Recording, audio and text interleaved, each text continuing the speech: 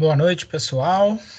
Neste momento, nós iniciamos aqui a nossa aula, encontro 12 de Economia para Negócios. Não ingressou ainda nenhum aluno na nossa sala, tá? Então, eu vou dar um tempinho, dar uns 5 minutinhos para ver se alguém, consegue acessar. Eu vou acionar aqui no grupo para ver se houve alguma questão aí com os alunos, né? E se em 5 minutos, não tiver ingresso, não tiver, eu vou gravar aqui assim o nosso conteúdo de hoje, nossa aula, e ela fica disponível, no, ela fica disponível dentro do nosso ambiente virtual, tá? Então, aguardar só mais alguns momentinhos, para ver se algum aluno, consegue acessar a aula ou se eu tenho algum tipo de retorno, no grupo aqui com os alunos.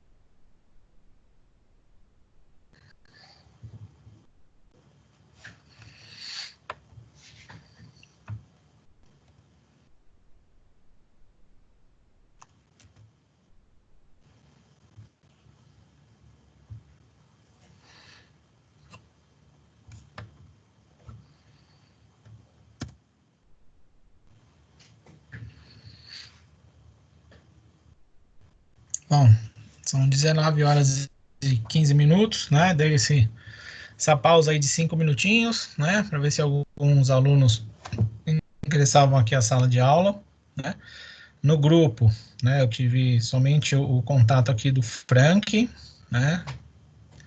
que informou que não está conseguindo acessar nesse momento, né, que ele está fazendo inalação. E aí toda a minha recomendação de que se cuide, né, Frank, cuide da saúde, porque nesse momento isso é o foco principal. A aula ficará gravada dentro do ambiente virtual, tá? Então, no momento que ficar mais adequado, né, pode ser assistida, sem problema nenhum. Então vamos iniciar aqui o nosso tema, tá? Vou disponibilizar aqui os nossos slides, né, para facilitar aqui, né, o entendimento e a visualização aí por parte dos alunos. E para falar do nosso tema, que hoje nós vamos continuar, né, no tema de macroeconomia, e a partir de hoje, né, nós já vimos aqui os objetivos da macroeconomia, né, os seus pilares, né, o objetivo macro, né, de bem-estar social, de crescimento econômico, de controle, né, da nossa economia de modo geral, né, com seus mecanismos, né, de controle fiscal, monetário, creditícios, né, entre outros. E agora nós vamos falar, né, de um ponto que é muito importante, que é a chamada da contabilidade social, né, da chamada para aquilo que é importante também para a sociedade, né.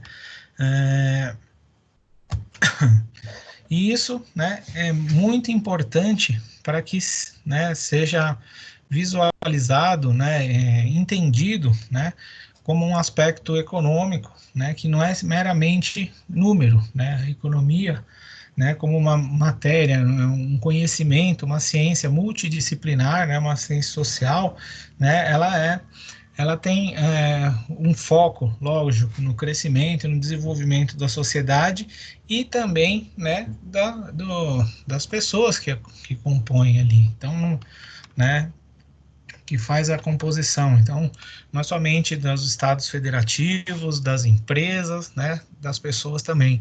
Então, a gente tem esse cuidado, né, com o estudo econômico, né. Então, vamos voltar aqui para o nosso slide.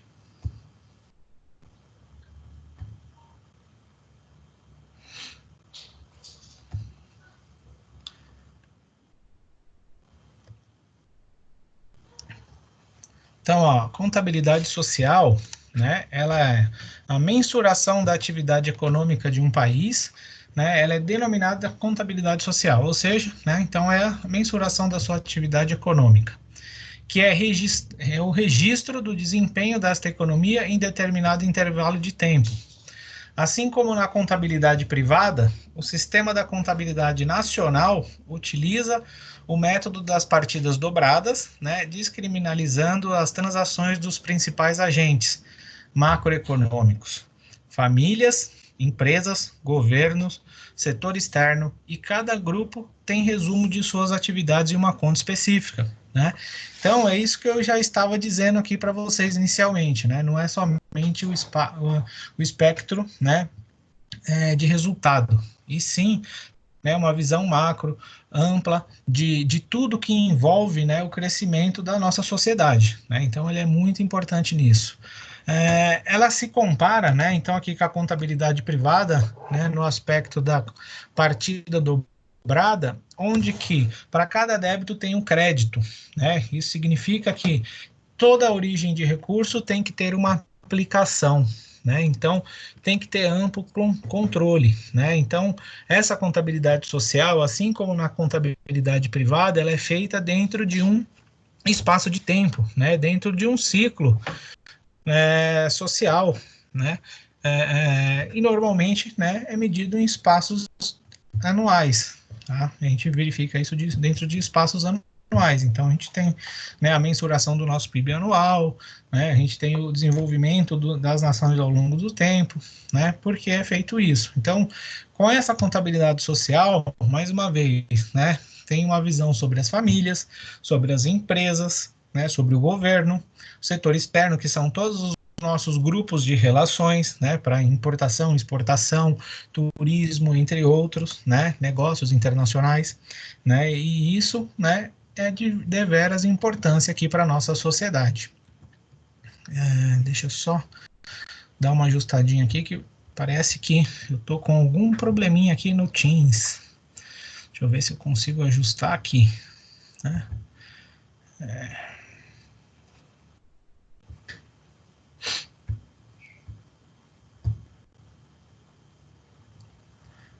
Isso.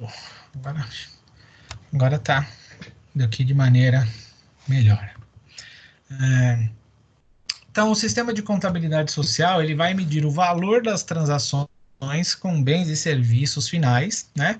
E não as transações com insumos intermediários e de matéria-primas, né? Então, o que isso quer dizer, né? Que vai verificar, né, o objeto final de cada transação, tá? Então, bens e serviços finais, né? Então, é o volume total, né, de importações, volume total de exportações, né? O consumo total das famílias, né? O consumo das empresas de maneira geral, o volume de vendas, né?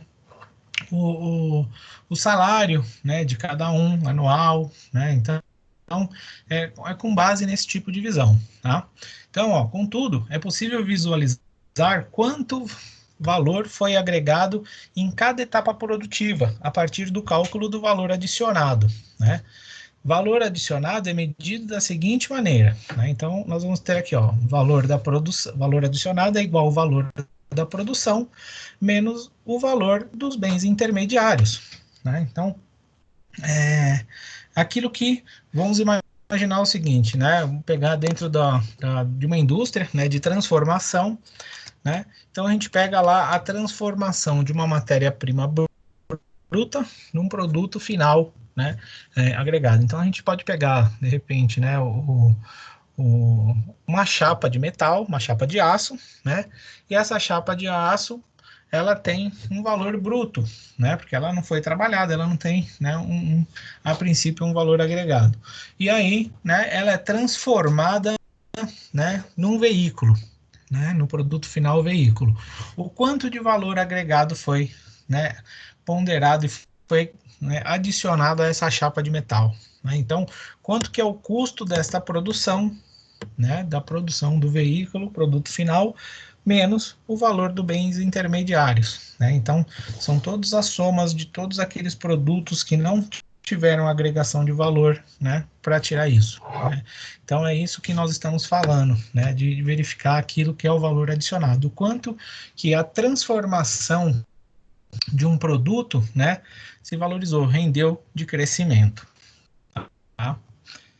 Somar o produto nacional utilizando a estratégia do valor adicionado é interessante, pois nos permite visualizar quanto foi agregado em cada etapa da atividade produtiva, né? Então, a cada momento que vai se agregando valor dentro da etapa produtiva, da escala, né, de produção, né, até chegar ao produto final, a gente consegue mensurar. Então, utilizando a metodologia tradicional adotada na teoria macroeconômica, compreendemos a atividade econômica como um fluxo contínuo entre os agentes econômicos, né, famílias, empresas, governo e setor externo, né, e o fluxo circular de renda tem de ser quantificado para que saibamos, né, o desempenho dado, né, que tem dentro da economia, em determinado intervalo de tempo. Então, vamos lembrar aqui do conceito do círculo, né, do fluxo circular de renda, que é aquele nosso primeiro momento que a gente iniciou aqui a disciplina da economia, a gente entendeu, né, os fatores da economia, né, que nós temos o fluxo circular de renda, né, e da força de trabalho, né, do emprego dos fatores de produção, né? Então, como que vai circular a renda, né? Então, a renda, né, ela basicamente circula assim, né? As empresas, ela tem uma demanda, né, de serviços, de necessidade de mão de obra, né? E as pessoas têm, né, a oferta dessa mão de obra. Então, eles vão lá e fazem essa parceria, né?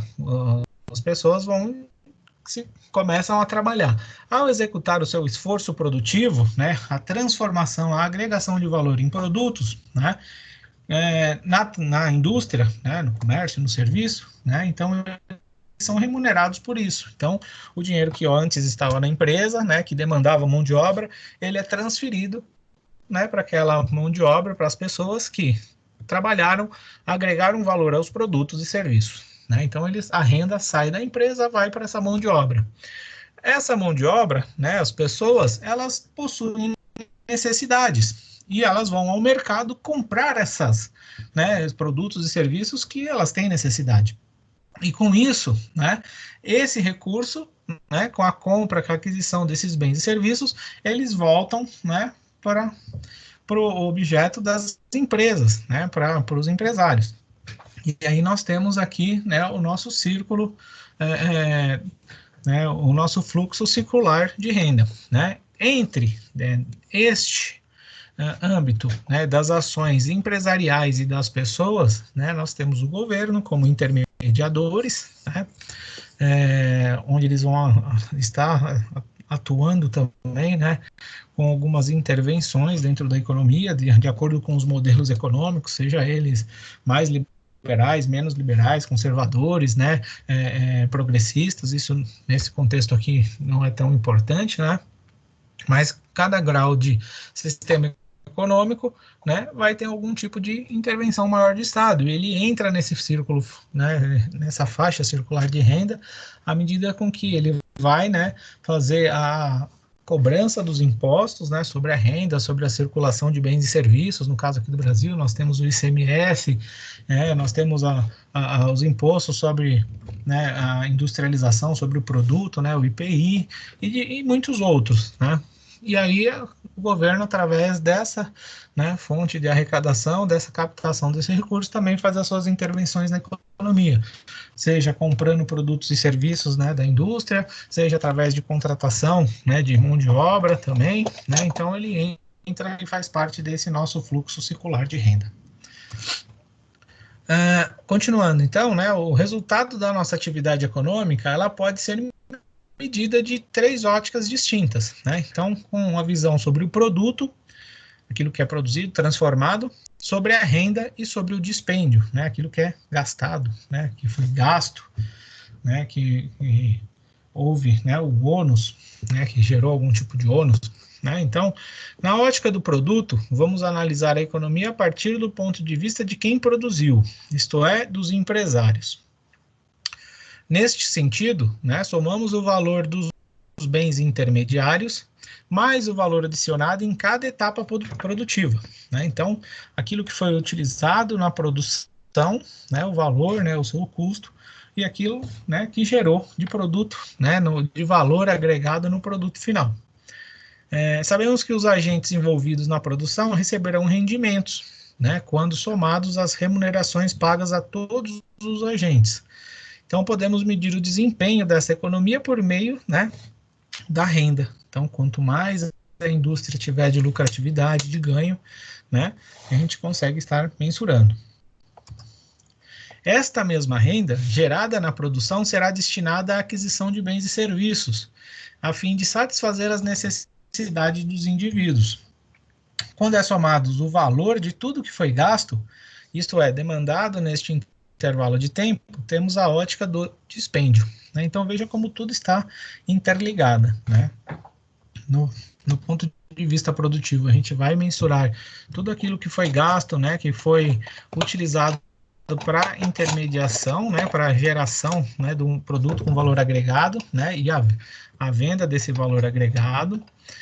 A venda desse valor agregado, né, ele vai gerar renda, uma distribuição, né, para os seus sócios, para as pessoas que trabalharam, né? E quando a gente mensura tudo aquilo que foi gasto, né, nós temos também a ótica do dispêndio, aquilo que foi, né, gasto dentro desse intervalo, né, unindo, né, todas as esferas. A partir da identidade das contas nacionais, né, ou identidade macroeconômica básica, podemos definir 3 grandes agregados. Né? Então, nós temos aqui, né, quando a gente fala de agregados, né, sobre a ótica, né, da gente conseguir, né, visualizar, né, o desenvolvimento da nação. Né? Então, a gente tem o agregado do produto nacional, né, que é o valor monetário de todos os bens e serviços finais produzidos em determinado intervalo de tempo, né, a renda nacional, né, que é a soma de todos os rendimentos pagos a todos os fatores de produção utilizados nesse mesmo intervalo de tempo, né, e a despesa nacional, né, que é o gasto dos agentes econômicos com o produto nacional. Então, nós vamos ver lá, né, o valor final, né, de tudo aquilo que foi produzido, agregado valor, a renda, né, que esse produto gerou, né, e a despesa que foi gerada para, né, transformar, né, um produto final com valor agregado, né. Então aqui, ó, a despesa nacional ela é composta pelos gastos das famílias com bens de consumos leves e duráveis, né, investimentos, que podem ser definidos como despesas das empresas com insumos básicos de bens e produção, gastos do governo, despesas líquidas do setor externo, tá? E isso significa que o produto nacional tem 4 destinos, né? Então nós temos aqui a família, as empresas, o governo e o setor externo, né? Então tudo aquilo que é produzido, que é gerado numa nação, né,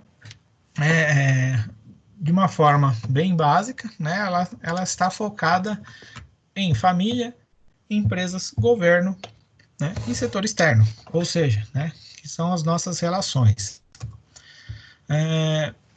Então nós temos aqui, né, a despesa nacional, ela pode ser calculada, mensurada através de uma fórmula, né, a gente pode dizer até que, né, parece um alfabeto, né, mas ela é bem simples de entender. Então, aqui, a despesa nacional nada mais é do que o C de consumo das famílias, mais o I, que representa as despesas das empresas com os investimentos, né? Então, tudo aquilo que foi investido pelas empresas, mais o G, né, de despesas do governo, quanto que o governo está mantendo gastando para, né, manter a sociedade, mais o X menos M, né? O X menos M representa as despesas líquidas do setor externo, em que X corresponde às exportações e M às importações. Então, nós vamos pegar a relação de tudo aquilo que a gente exportou menos aquilo que a gente importou e o resultado disso nós vamos somar. Tá? Então, é sempre importante a gente lembrar, né, que essa relação de importação e exportação, de exportação e importação, ora ela pende para um lado, ora ela vai pender para o outro. Tudo vai depender do nosso grau de eficiência e de um outro fator, né, econômico, que é o nossa balança, o nosso câmbio, né, a valorização da nossa moeda. Então, se a gente pegar aqui, né, o nosso conceito, né, nesse conceito, na nossa situação atual, né, o que nós vamos ter? O dólar aqui, né, está custando quase R$ 5,60, se eu não me engano, na cotação de hoje. Tá? Chegamos aqui a quase R$ 6, né? Então significa dizer o quê? Que a nossa moeda, né, o nosso real, ele estava desvalorizado frente ao dólar. Então significa que quem tem $1, né, tem um poder, vamos arredondar em R$ 6, de gastar aqui com $1, R$ 6, né? Isso torna o nosso produto interno, aquilo que é produzido aqui no Brasil, para quem está, né, no exterior, que tem a posse de dólar, muito mais barato, né? Então há um incentivo, né, dessa forma, de que seja exportado, né? A gente tenha uma competitividade maior no mercado externo face, né, a nossa desvalorização da moeda. Então fica mais barato comprar aqui no Brasil. Então, nesse tempo, nesses movimentos, né, normalmente quem trabalha com exportação, ela tem uma vantagem muito grande, né? Do outro lado da moeda, né, quem trabalha com importação, ele vai ter um grau de dificuldade maior. Por quê? Né, ele vai ter que converter os seus reais em dólar para poder fazer uma compra no exterior, né, de um produto em dólar. Então, se você quiser comprar lá um produto que custe $100, né, se nós formos utilizando o nosso real, né, vamos utilizar o mesmo critério de manter a R$ 6, né, por exemplo, né, você vai ter que ter aqui R$ 600 para comprar um produto de US$ 100. Então, você precisa juntar muito mais reais, né, para fazer a aquisição de um produto em dólar, né? Então, neste caso, né, X correspondendo às exportações e M às importações, né, há uma tendência que as nossas exportações sejam muito mais volumosas monetariamente do que as importações. Tá? A importação acaba sendo, né, algo que gera um dispêndio maior e acaba sendo, né, de certa forma, evitado, a não ser que não tenha outra opção. Então, nesse tipo de cenário, nós teremos ali um valor, né, da diferença entre exportação e importação de forma positiva. Mas, né, se o câmbio tivesse ao contrário, né, valorizando o nosso real, né, e nós tivéssemos, por exemplo, o câmbio o dólar valendo R$ 2 hoje, né, então nós, mesmo assim, o real estaria ainda desvalorizado frente ao dólar, só que muito mais forte, né? Isso faria com que o nosso produto, né, para o exterior, né, se tornasse muito mais próximo dos valores deles, ou seja, nós não teríamos a vantagem competitiva com relação à escala monetária.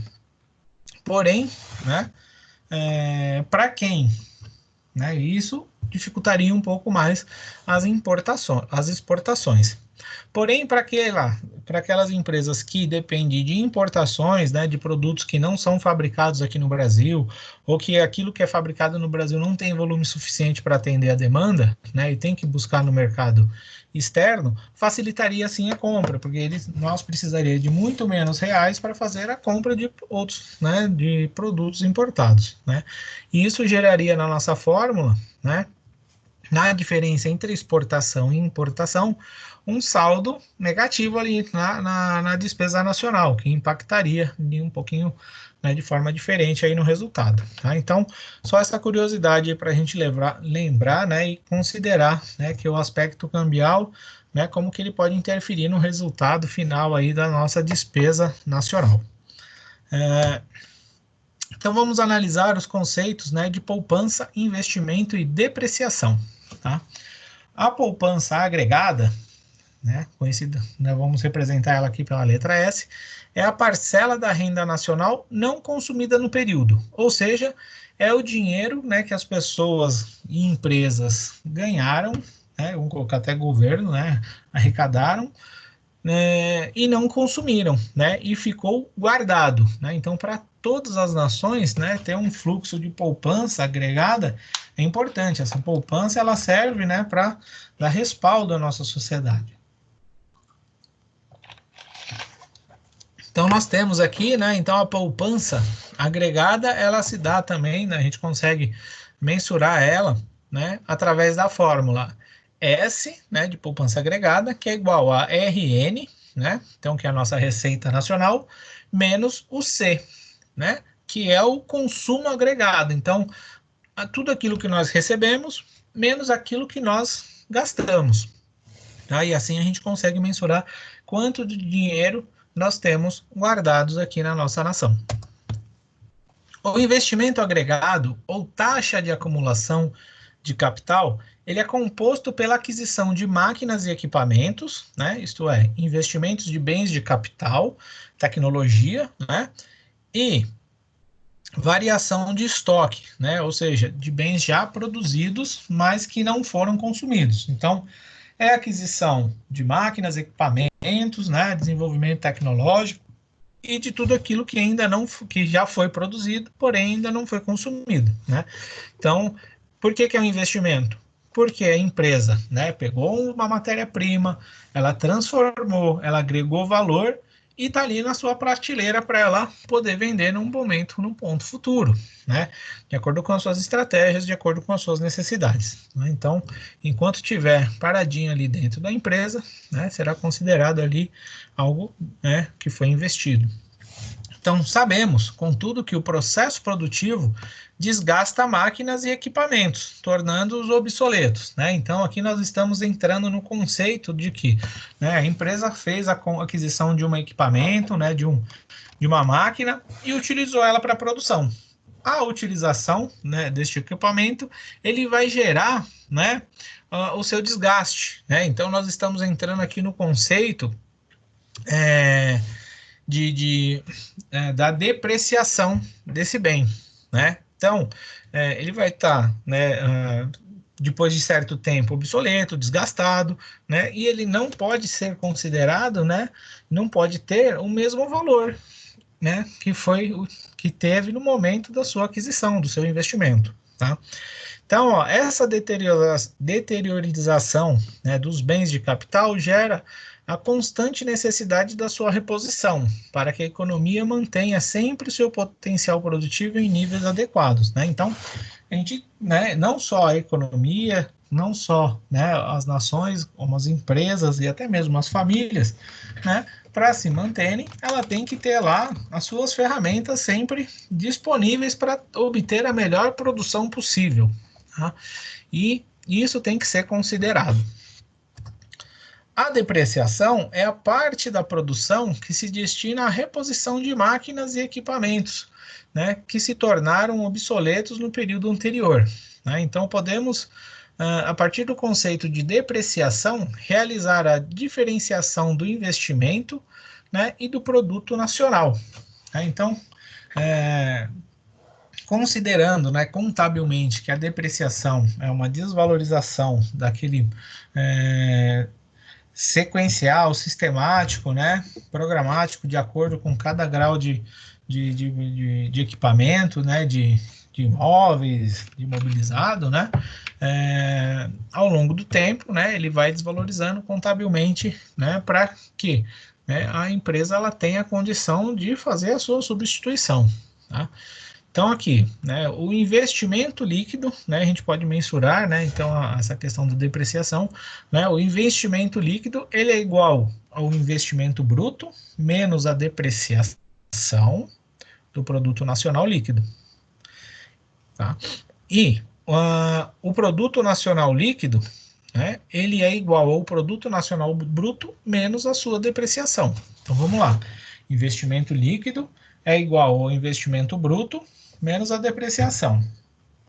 Já o produto nacional líquido, ele se dá pelo produto nacional bruto menos a depreciação, né? Então, o que é o investimento? Né? É o valor que foi gasto, né, dentro, né, para fazer a aquisição de máquinas e equipamentos, tá? Dentro de um período.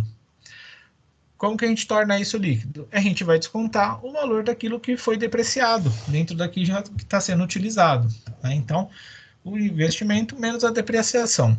O produto nacional líquido, né, ou seja, tudo aquilo que foi produzido dentro da nação, né, ele vai se dar, né, pela somatória do produto nacional bruto, ou seja, tudo aquilo que foi produzido, menos a depreciação dessa produção, tá? Lógico, né?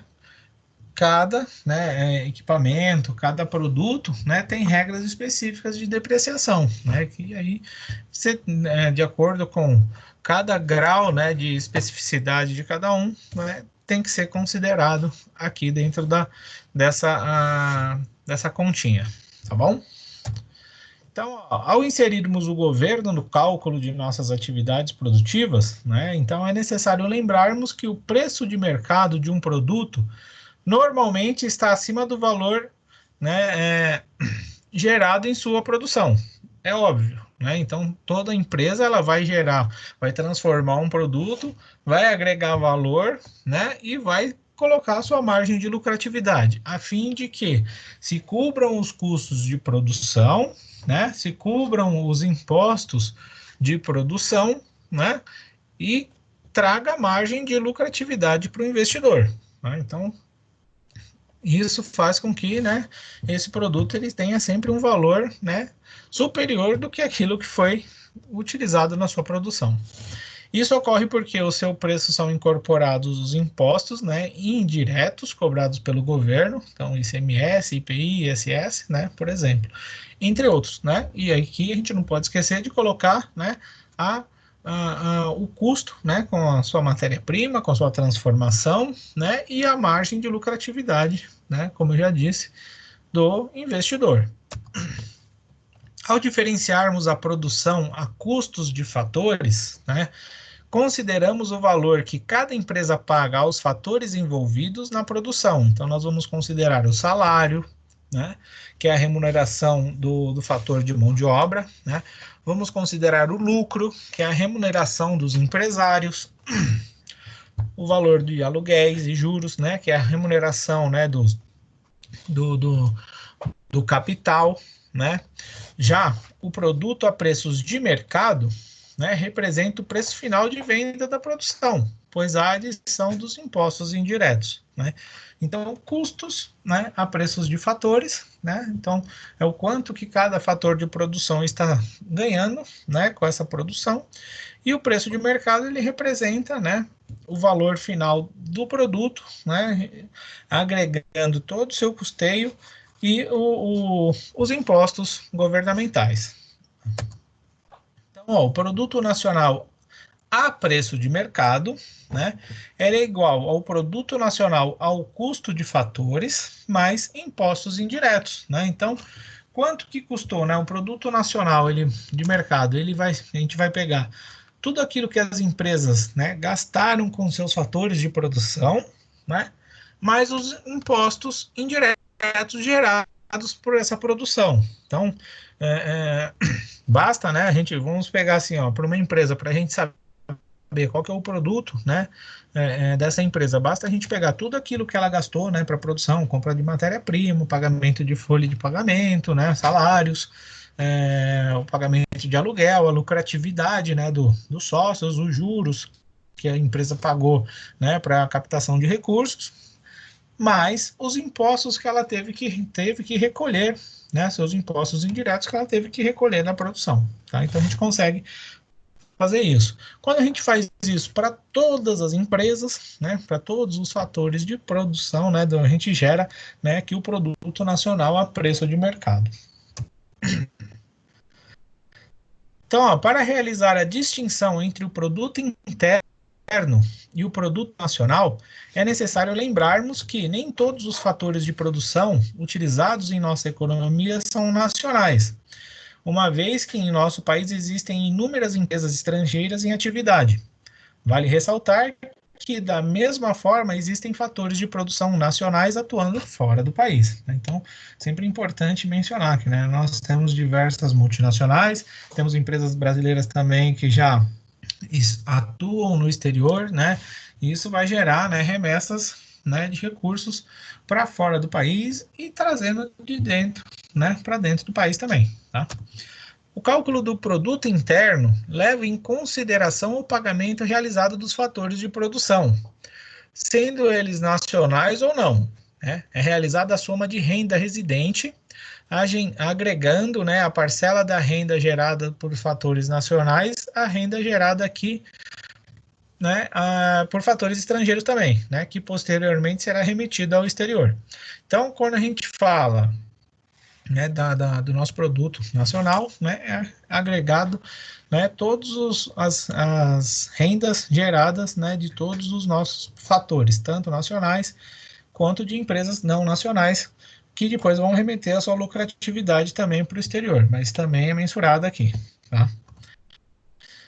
Quando extraímos o PIB, né, que é o Produto Interno Bruto, a renda enviada ao exterior, né, então quando a gente tira do PIB aquilo que a gente mandou para o exterior e adicionamos a renda recebida do exterior, né, temos o produto nacional.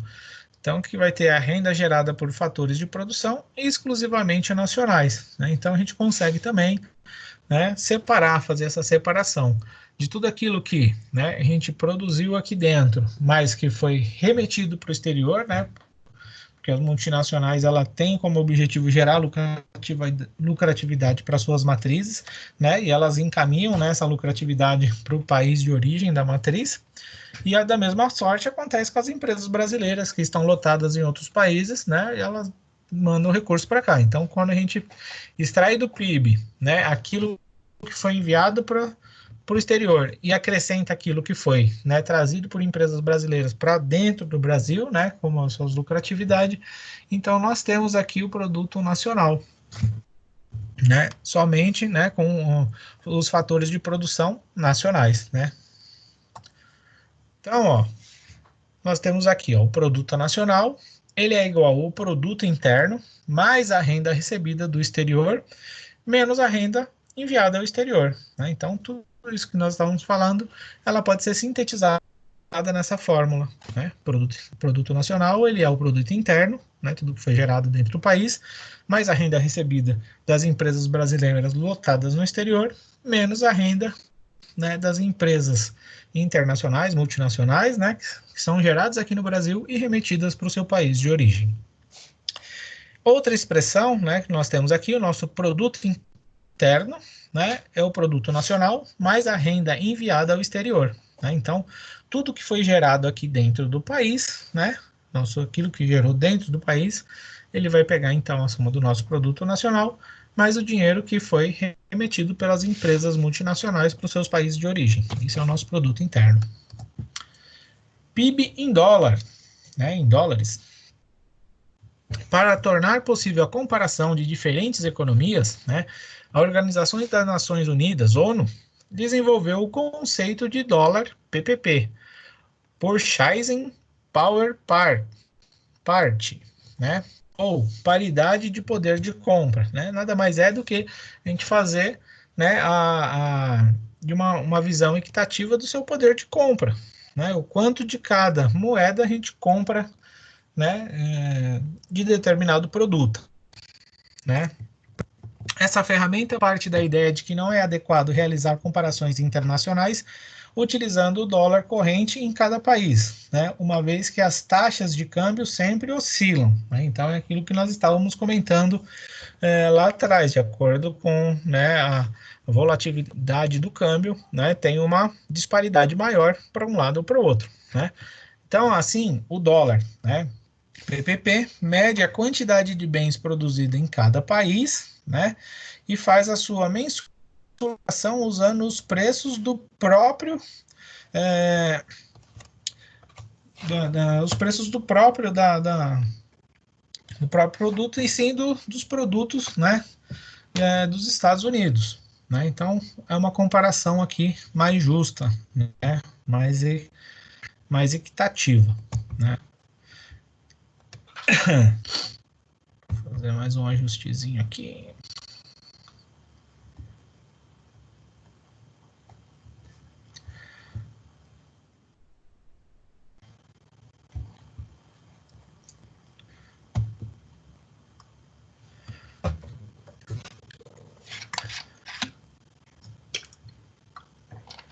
Ai, desculpa, a garganta deu uma secadinha aqui. Vou pegar uma aguinha. Então, ó, voltando aqui só esse último trechinho, né? Então, o dólar PPP ele mede a quantidade de bens produzidos em cada país, mas não faz a mensuração usando os preços do próprio país, e sim os preços dos produtos nos Estados Unidos, né? Então, a gente faz a equivalência, né? Com aquilo que é padrão, né, dentro do consumo dos Estados Unidos, uma vez que o dólar, né, é a moeda padrão norte-americana e de outros países, mas é a que gera o lastro, né, econômico de comparação. Então, se nós comparássemos simplesmente, né, com aquilo que é feito aqui no Brasil, nós iríamos ter aquilo que eu relatei, né, momentos antes, uma disparidade grande. Nós iríamos sempre ter uma caso de desvalorização aqui da nossa moeda e valorização do dólar, nós iríamos ter uma perspectiva de que precisaríamos de muito mais reais, né, para comprar um produto norte-americano, vamos colocar assim, um produto estrangeiro, né? Ao passo que no movimento oposto, né, com uma valorização do real, nós precisaríamos de menos dólares para fazer essa compra, né? Então, ao utilizar, né, o dólar PPP, né, a paridade, né, pelo poder de compra, né, a gente tem uma visão um pouco mais equilibrada, um pouco mais equitativa. O conceito, né, ele se mostra útil para compreender o valor real das moedas na prática, né? Então, comparando o valor de produtos similares no valor das moedas locais, né? Então, a constituição do índice procura contemplar o fato de que o custo de vidas, os preços de produção, né, dos bens, as políticas de salários, a inflação, os impostos e as tarifas de importação, eles vão, né, variar de país a país. Então, na hora que a gente faz essa comparação, né, ela se torna mais, né, equitativa. Contudo, a adoção do PPP, né, como medida para a comparação de cenários econômicos em diferentes países, não, ele não é uniforme. Tá? Muitos pesquisadores e analistas não adotam o conceito como uma boa referência para a comparação internacional, afirmando que os padrões de consumo e tipos de produtos disponíveis variam muito de um país para outro. Né? Então, cada, né, nação, de acordo com as suas capacidades, de acordo com as suas competências, né, eles tendem para determinados tipos de escolhas de produção, de modelos de econômicos e etc. Né? E isso acaba interferindo. Né? Então, alguns países, né, vamos pegar o caso do Brasil, embora nós tenhamos, né, desenvolvimento tecnológico, nós temos planta industrial, o Brasil ainda assim concentra a maior parte dos seus esforços, né, para atividades primárias. Né? Então, nós temos um desenvolvimento grande na agropecuária, né, na extração de minérios. Né? Então, mesmo na parte, né, de extração de óleo, né, de petróleo, o Brasil, né, ele é referência mundial de extração de petróleo, né, em grandes profundidades. Né? Então, por quê? Ele concentrou-se, né, naquilo que era mais viável aqui para a nossa nação. Né? Aquilo que nós tínhamos um know-how melhor, uma competência melhor. Né? Utilizando-se ainda, né, por base dos conceitos de David Ricardo, né, da nossa teoria clássica de economia. Né? Então, a gente encontra esses traços aqui, né? E se a gente pensar dessa forma, né? Se a gente colocar, né, essa visão, né, da adoção do PPP de $1, né, por paridade de compra, né, do preço de compra, né, dos produtos, isso vai ter uma diferenciação grande. Ele acaba não sendo uniforme, né, de acordo com cada nação, tá?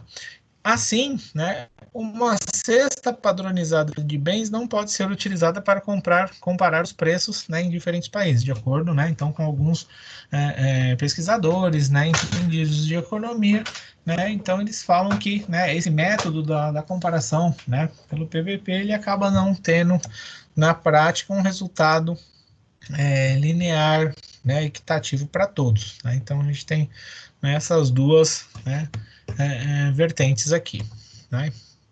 O PIB como medida de bem-estar. Né? Então, o produto interno bruto, né? Sabemos que a soma do valor de tudo que foi produzido na nossa economia em determinado intervalo de tempo, né? Que é o produto interno bruto, PIB.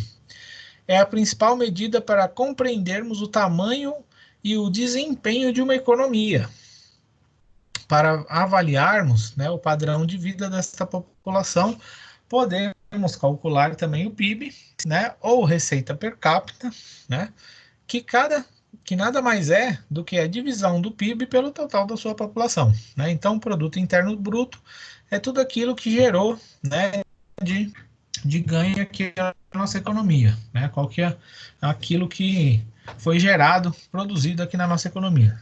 Quando a gente quer saber a renda per capita, né, ela não está considerando, né, que cada uma das pessoas teve aquela renda. Tá? Não significa que todas as pessoas tiveram essa mesma renda. Significa que se nós pegarmos, né, por média, né, tudo aquilo que foi gerado de ganho aqui na nossa nação, nosso PIB, e dividir pelo total né, residentes no país, né, da nossa população, né, nós vamos ter uma renda média nacional, né? Então, é a nossa renda per capita. Então, cada pessoa, em média, né, terá, né, esse rendimento. Isso é uma estimativa. Na real, né, nós sabemos no dia a dia que existem pessoas que vão ter uma renda per capita maior, outras que vão ter menor do que aquilo que a média está indicando. Tá? Porém, né, ao realizar esta operação, encontramos a média de renda por habitante do país, sem considerar as disparidades decorrentes de falhas na distribuição de renda, as assimétricas, né, assimetrias sociais, as desigualdades regionais, aspectos muito importantes para levarmos em consideração em uma economia como a brasileira, né? Aquilo que eu já estava falando, né, alguns momentinhos antes. Né? Então, essa média não significa que cada um tem esse valor, né? É só uma estimativa. Nós temos realidades sociais, né, bem diferentes, né, por regiões, né, por grau de escolaridade, né, por faixa etária, né, por gênero, por diversas variáveis a gente pode, né, ter diferenciação dessa renda per capita. Tá? Durante boa parte do século XX, a ideia de crescimento econômico foi diretamente associada ao desenvolvimento econômico.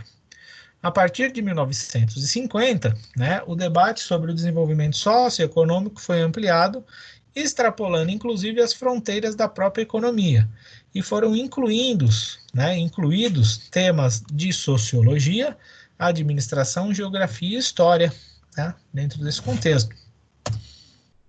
Os economistas Mahbub ou Haq, né, do Paquistão, em 1934, que nasceu em 1934, faleceu em 1998, né, e Amartya Sen, da Índia, né, de 1936, idealizaram juntos, né, a medida de desenvolvimento socioeconômico que possibilitasse a captação do nível de qualidade de vida das populações em diferentes regiões do mundo, né? Que é aquilo que nós conhecemos como o Índice de Desenvolvimento Humano, o famoso IDH, né? Então, o IDH ele foi desenvolvido com o objetivo de ser uma medida geral, né, e sintética do desenvolvimento humano, atrelado à evolução quantitativa do PIB, aos indicadores de áreas de saúde, educação, Opa, saiu a tela. Vou voltar aqui.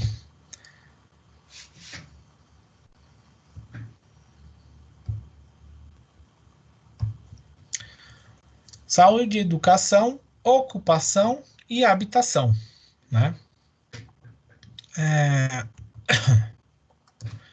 Na década de 1990, né, o Programa das Nações Unidas para o Desenvolvimento Humano, PNUD, né, órgão das Organizações das Nações Unidas, ONU, né, passou a apresentar os relatórios de desenvolvimento humano, divulgando dados sobre as condições de vida da população em 187 países. Né? Então, após os pesquisadores, né, eles definirem, né, criarem essa metodologia de definição do índice de desenvolvimento humano, né, então, após algumas décadas de estudo, né, a partir de 1990, né,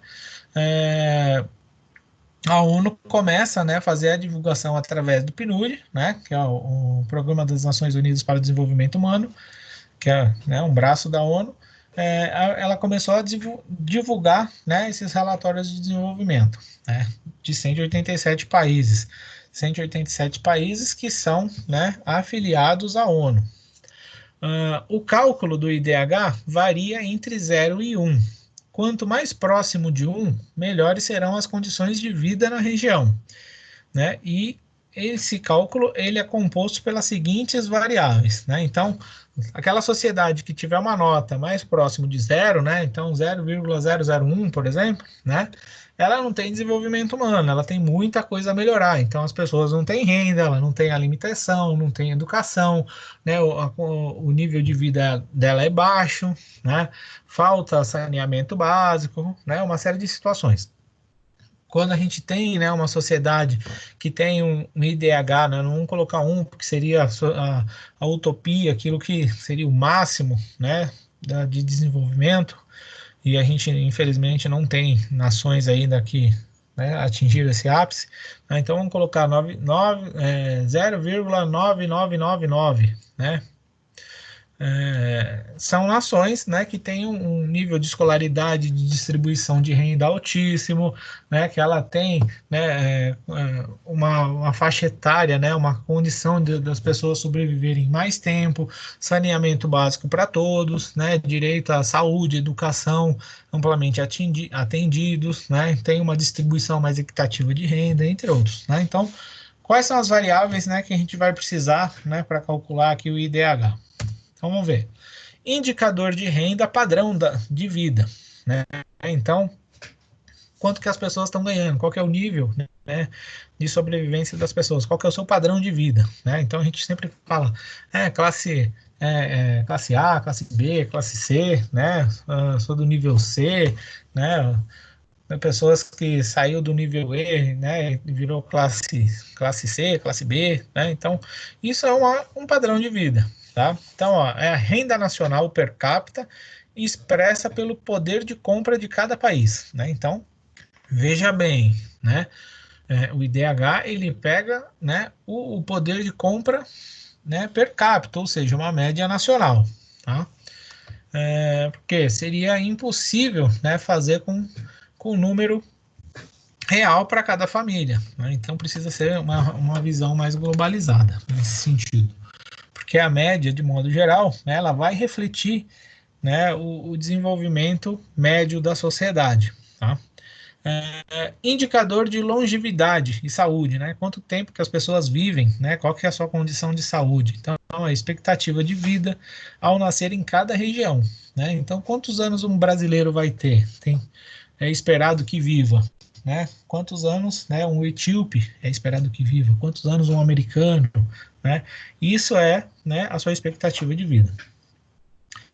Indicador de educação, acesso ao conhecimento, né? Então, né, o quanto, né, que as pessoas estão sendo alfabetizadas, que têm as suas competências, né, de leitura, de raciocínio, de desenvolvimento crítico, né, de cálculo, desenvolvimento matemático, né? Então, tudo isso, né, será mensurado, tá? Então, medido pela média de anos de educação, né, dos adultos e a expectativa de anos, né, de escolaridade das crianças, né? Então, é mensurado, né, o quanto de tempo, né, as pessoas passaram dentro dos bancos escolares, se desenvolvendo, se educando, tá? Os dados são sistematizados no relatório de desenvolvimento humano, né, que é chamado de RDH, e cada edição mostra os avanços e desafios sobre o desenvolvimento socioeconômico das nações, né, ressaltando sempre um tema específico, né, como sustentabilidade, mobilidade, pobreza, democracia, direitos humanos, tecnologia, né, entre outros. Aqui nós temos, né, os objetivos do desenvolvimento do milênio, né, que são objetivos esses estabelecidos pela ONU e para os seus países signatários, né? Então nós temos aqui, né, o primeiro, erradicar a extrema pobreza e fome, né? Então tem uma distribuição, né? As nações, né, que são signatárias têm o objetivo de ter uma distribuição mais equitativa de renda, né? Diminuir essa disparidade e eliminar, erradicar, né, a fome, a extrema pobreza. Então, né, isso está extremamente ligado a uma distribuição de renda, né, as pessoas terem condições de, né, de trabalhar, de conseguir comprar, né, os seus mantimentos, né, aquilo que garante a sua subsistência. Segundo, né, atingir o ensino básico universal, né? Então, as pessoas têm que ter direito e acesso, né, à educação, tem que se alfabetizar, tá? Terceiro, né, e veja aqui, né, nesse item não está sendo colocado, né, que as pessoas têm que ter, né, o objetivo principal é chegar, né, as pessoas, né, ao mestrado, ao doutorado. Não, aqui nós estamos nos concentrando na régua baixa, né, é ter aquilo que for básico e universal, né? Que é se alfabetizar, que ter capacidade de raciocinar, de interpretação, né? Ter as mínimas competências, né, educacionais. Terceiro, promover a igualdade de gênero e a autonomia das mulheres, né? Então, eliminação, né, de qualquer tipo de privilégio por gênero, né? E tentando aqui, né, fazer alguma coisa mais equitativa, né, para as mulheres. Então, não ter diferenciação de salários, né, não ter como base, né, o gênero masculino ou feminino para opção de oportunidades de trabalho, entre outros, tá? Reduzir a mortalidade infantil, né? E aqui está, né, totalmente atrelado, né, ao índice, né, de sobrevivência, né, de expectativa de vida, né? Então, cuidar bem dos seus habitantes na fase inicial, né, na fase infantil, ela é fundamental, né, para que se tenha, né, uma capacidade produtiva, né, saudável e com qualidade, tá? Quinto, melhorar a saúde materna, né? Então ter um cuidado, né, com as mulheres no momento da gestação, para que e isso traz um impacto extremamente positivo, né? Tendo esses cuidados básicos para a longevidade, né? Para a saúde, para a condição, né? De produção e etc, entre outras, né?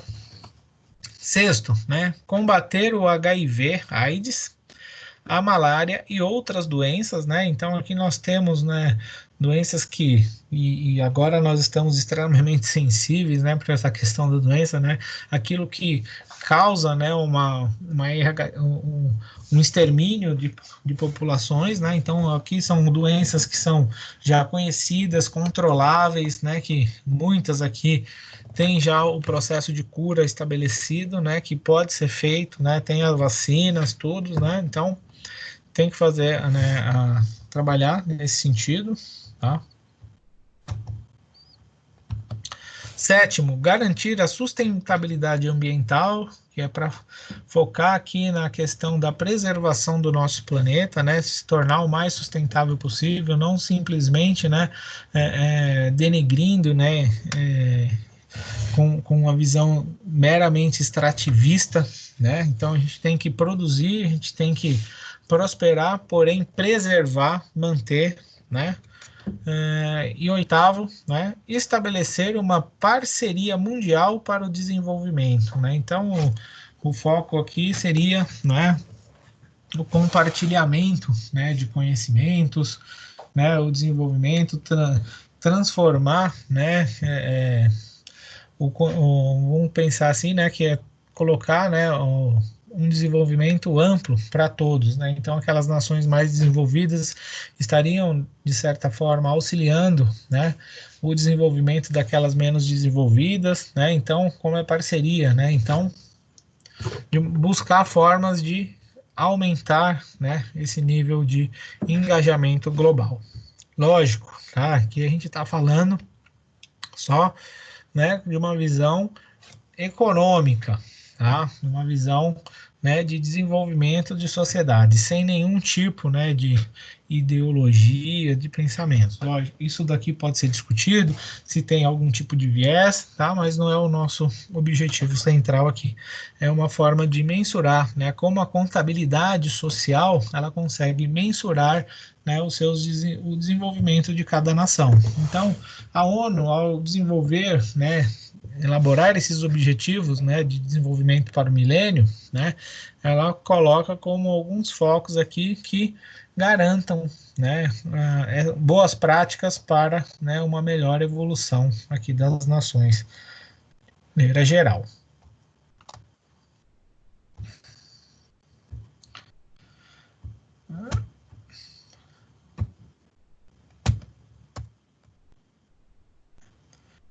E desta forma, gente, a gente vai aqui, né, finalizar o nosso conteúdo de hoje, tá? Ele foi curtinho,